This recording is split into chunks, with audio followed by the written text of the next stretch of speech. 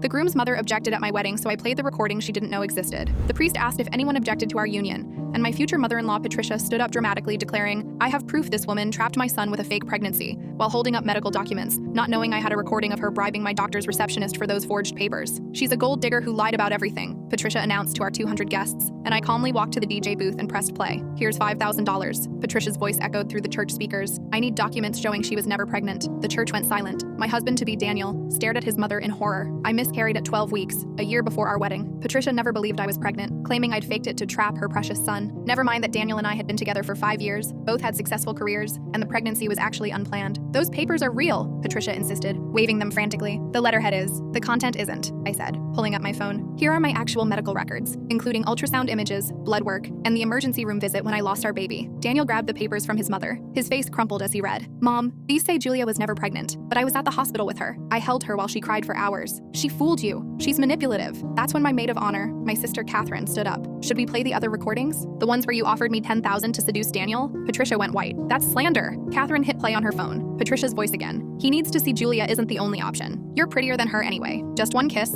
let me photograph it, and you get paid." The crowd was murmuring, some filming. Patricia's sisters were trying to disappear into their pews, but I had the nuclear option saved for last. "Patricia, would you like to explain why you hired a private investigator to fabricate an affair?" I asked. "I don't know what you're talking about." I played the final recording. The PI himself, conscience-stricken, had come to me with everything. His voice filled the church. "Mrs. Patterson, I can't fabricate evidence of an affair that didn't happen. Yes, I know you're paying me double, but creating fake photos is illegal." Patricia tried to run, literally bolted for the door, but her own family blocked her. Her husband, Daniel's father Richard, looked destroyed. "Patty, what have you done?" "I was protecting our son." "From what? A woman who loves him? Who lost her child and still stayed strong? Who's put up with your abuse for 5 years?" Daniel walked over to me, took my hands. "I'm so sorry. I knew she didn't like you, but this... You're still going to marry her?" Patricia shrieked. "After I've shown you what she is, you've shown us what you are," Daniel said quietly. "You tried to destroy the woman I love because you can't let go." We continued the ceremony. When the priest asked again if anyone objected, the entire church stared at Patricia, daring her. She was sobbing in the back row, her husband refusing to comfort her. The reception was interesting. Patricia's table sat empty. Her own family had redistributed themselves elsewhere. The DJ, God bless him, had edited his playlist to include Evil Woman and Somebody's Watching Me. Patricia tried one more stunt, approaching the microphone during toasts. My father stopped her. "Ma'am, you've said enough for a lifetime. This isn't over," she declared. She was right. It wasn't. The recordings went viral. Someone had live-streamed the objection. Patricia became the internet's most hated mother-in-law for a week. Her church asked her to find a new congregation. Her book club disbanded rather than keep her as a member. Richard filed for divorce 6 months later, said he couldn't trust someone who'd go to such lengths to destroy their son's happiness. Daniel and I are still married 5 years later. Patricia sends cards on holidays, all returned unopened. She's never met our children, never will. Last month, she sent a letter through Richard begging for forgiveness. Daniel wrote back, "You tried to destroy my wife on our wedding day with lies. That's not forgivable. That's not forgettable. That's just evil."